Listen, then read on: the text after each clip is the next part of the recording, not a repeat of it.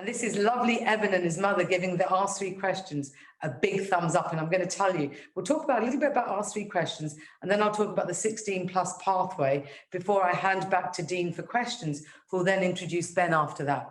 So you think, well, Ask 3 Questions, why is it important?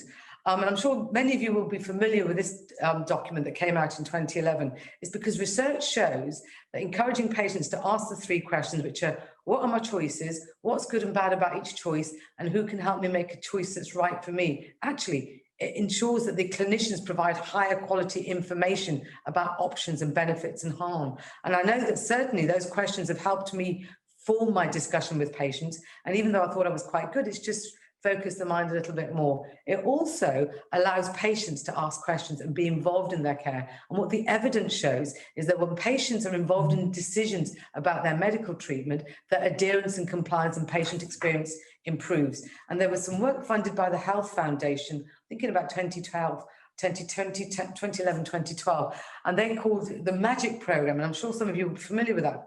And that was making good decisions in collaboration. And the No Decision About Me Without Me has had a big push in the NHS over the last decade. Because of the work of MAGIC and the Health Foundation, the Department of Health in 2012 commissioned some work. And there's the Aqua Group in the north of England who support many trusts, and they centralize the work they do so they can disseminate best practice.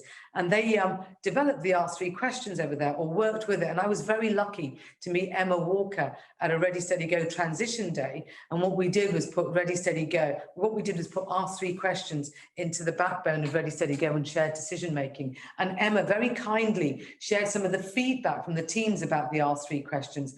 And not surprisingly, it does what it says on the tin. It is very easy to understand.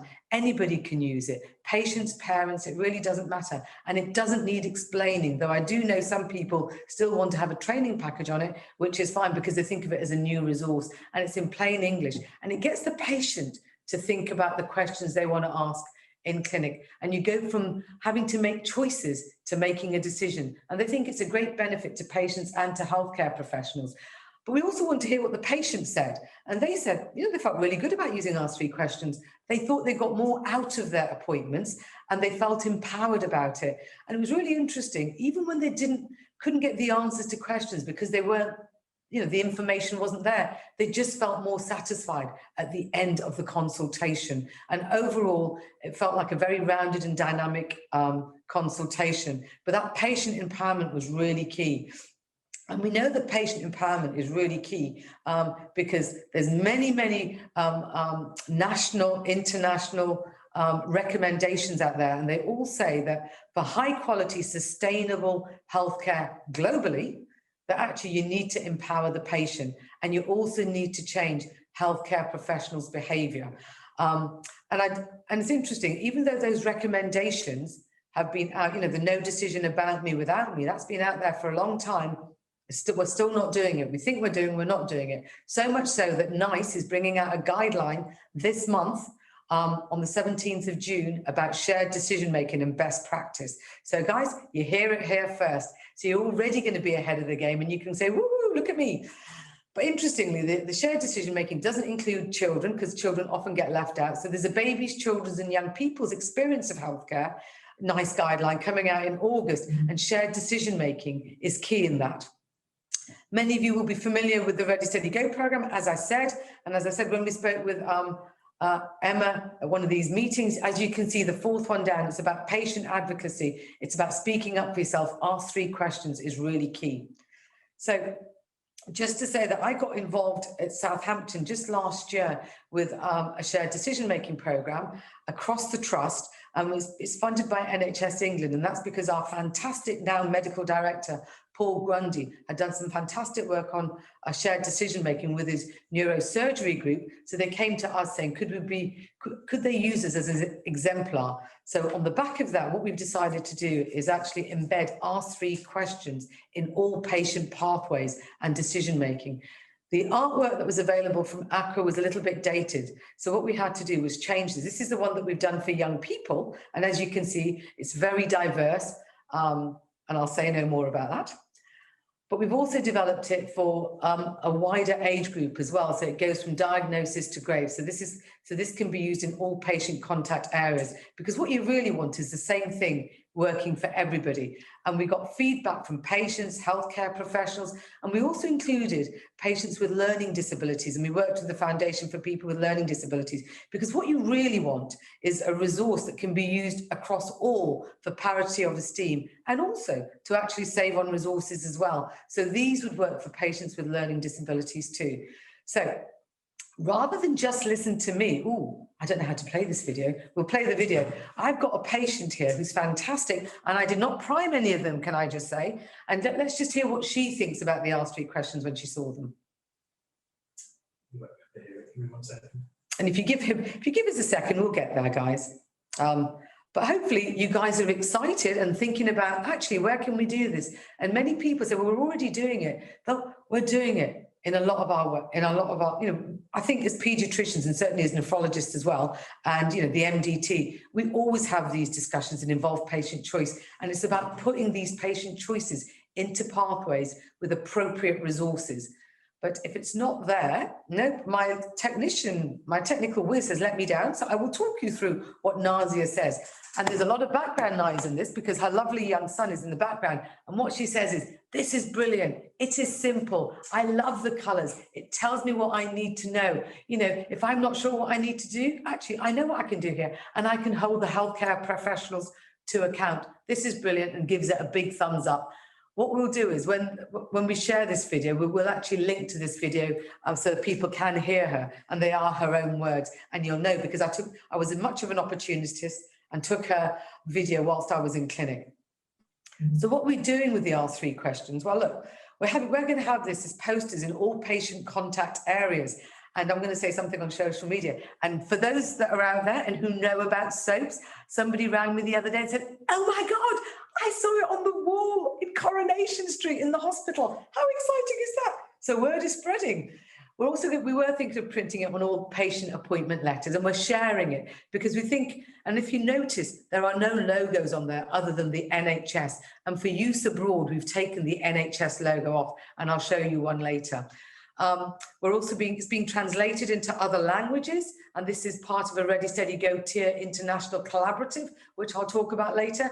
And it's also part of patient-owned electronic records. So that's the first thing that comes up, so that patients are aware of this. And this is for the tier network, which is an international collaborative, and it takes the politics out of it because you don't know which country it's based in, and you also don't have to link into a particular hospital. So what have we done with the Ask 3 questions? Well, as I said, we're embedding it into all our pathways, and we'll talk about the top two. There's a Moving On Up Together pathway, which is a 16+ pathway related to transition. We'll also do a dialysis choices pathway, and Ben's going to talk about that later. And there's medication and diet, and many of you heard Caroline talking earlier. She's one of our dietitians, and hopefully with the international, in the national and international group of dietitians, working with the pharmacists. Many of our patients are going to be diet restricted, so phosphate restriction or potassium restriction. And the idea is that we'll create a pathway that says, you need to have a restriction. What are my options? Medication, no medication, a combination of two, and then make sure that we've actually got the resources there with patient voices saying what's good and bad about each choice. And these are some of the other pathways that we're involved with at Southampton. But the idea is that we try and make them national, and we get association approval on them, so then they can be scaled up nationally, and then you're not working in your silos. It's about sharing best practice and good practice. So many of you will be familiar with transition, but I'm not going to go on about this. What I'm going to specifically focus on the 16+ pathway, and this is a way of auditing what we're doing, is looking at the go part of the Ready, Steady, Go questionnaire. And this is where we make a decision about where the young person's going to go to for their adult care. Is it going to be back to their GP, or is it going to be to an adult hospital service? And sometimes there's no choice. There is no option about where their care is going to be, but we have that discussion with them and say, this is the reason we're going to be referring you here, or you have a choice. We make sure referral letters are being done, any ongoing issues are highlighted, and I'll show you what the form looks like. And also we discuss how many times do they need to meet the adult colleagues in paediatric services. How many joint clinics do they need? And that's really dependent on their clinical and psychosocial needs.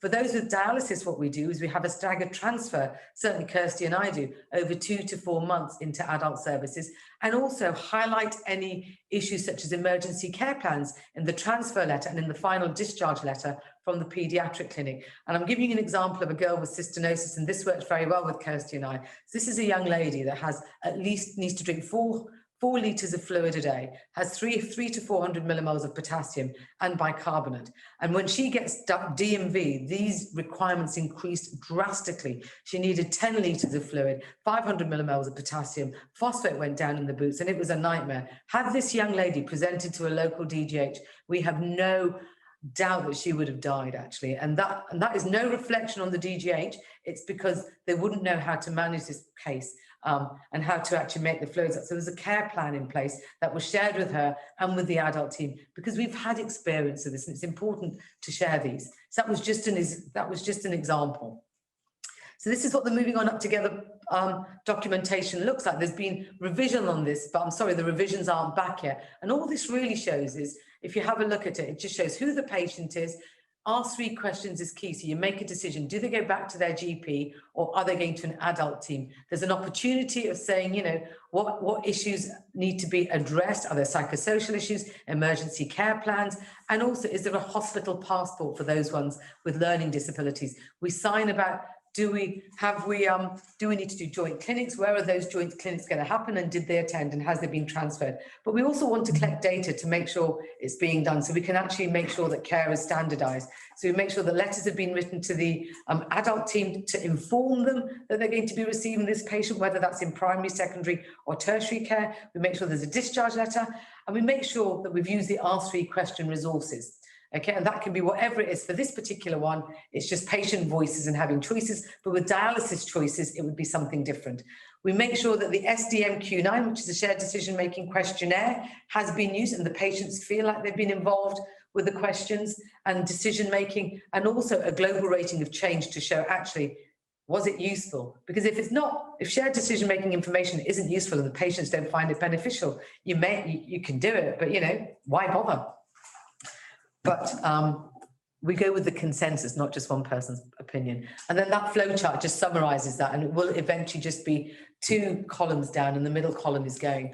If you look at the orange bit, there's a was not brought policy. And this is important because in transition documents, they want to know how you're addressing the was not brought policy. And the recommendations is if they miss 2 appointments in adult services and they're not attending, you refer back to the paediatric team, who can then decide how this person is going to be followed up in the future. And if you remember from Rob Wheeler's talk earlier on, after the age of 18, they're allowed to decide not to attend, but we still try and encourage them to attend, but they're allowed to make those choices. And for those that present late with the Ready Steady Go programme, they start on the Steady questionnaire, okay? So this just shows, so that's just how the programme works. And I thought I'd just show you the SDMQ9. So this is an international validated tool, and Stefan from Germany, who's very kind, has agreed that we can adapt this for the easy read versions. It can be used for all with parity of esteem, and we're working with the Foundation for People with Learning Disabilities, and we're doing the same for the Global Rating of Change questionnaire too. And this is what it looks like a little bit. What you can also see is that you can see there are other icons as well, but they're not on this. This is just an example of what the answers look like. And what you can see is some audio, so it reads out the questions as well. All this stuff, the pathway, will be available on this, the transition and patient empowerment. To me, transition is all about patient empowerment, where they know very little about their condition to knowing everything and self-managing. That is true whether you're a parent, whether you're a teenager, or whether you're a 70-year-old. It makes no difference. So this is a website is from pediatrics into old age, and we've got some fantastic collaborators on there, and this has all been done with no money and a bunch of enthusiastic people, many of them chairing this session, and certainly James Edelman, who's my HDU consultant, has been an absolute whiz setting up this beautiful pathway. And these are some of our fantastic collaborators. They're not just kidneys. The wonderful thing about this collaboration is that nephrology is talking to rheumatology, to oncology, to hematology. It is beautiful. And these are kind, enthusiastic, generous people doing this. And the group is getting bigger and bigger. So what are we doing with this? So look, goodness me, I hope people have noticed that this is a French version. So this is so our 3 questions has already been translated into French as well, and it's been translated into other languages, and is available on the Ready Steady Go net pathway. And all you have to do is click on the shared decision making tab, and it will take you to that, and why shared decision making is very important. And I put health literacy here because any information and resources we create for patients, it needs to be appropriate for the patient age group, because sometimes as healthcare professionals we make it more technical than it needs to be. And as Alex said, those young people were just given little leaflets about lots and lots of texts, yet that was not of value to them. What patients do appreciate, and what we as humans, what we know is about learning, we're very vision orientated. We take up new information visually 70% of the time, and what we learn through visual process and audio visual means is so much quicker than text. And if you use multiple channels, you get a reinforcing effect. So one of the things that we thought we're doing, and Yinsent, who you saw chairing earlier, has developed a video that James is going to share with us, so you can have a look. So these are the thoughts that we're having at the moment about how can we actually address these needs. Videos can be very expensive, but you can do a lot with very, very little resource.